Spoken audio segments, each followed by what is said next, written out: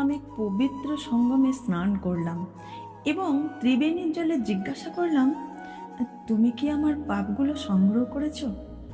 নদী উত্তর দিল, হ্যাঁ। আমি জিজ্ঞাসা করলাম, তাহলে তুমি এগুলো কি করবে?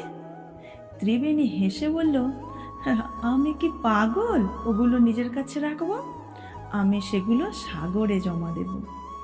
কৌতূহল হয়ে আমি সাগরের কাছে গেলাম এবং জিজ্ঞাসা করলাম, ত্রিবেণী কি আমার পাপগুলো তোমার কাছে পাঠিয়েছে?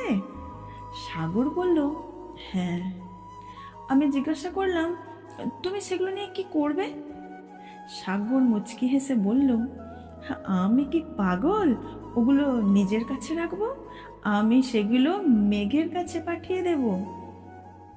তারপর আমি মেঘের কাছে গিয়ে জিজ্ঞাসা করলাম, তুমি কি সাগরের কাছ থেকে আমার পাপগুলো পেয়েছো? মেঘ বলল, হ্যাঁ। আমি আবার জিজ্ঞাসা করলাম, তাহলে তুমি সেগুলো নিয়ে কি করবে?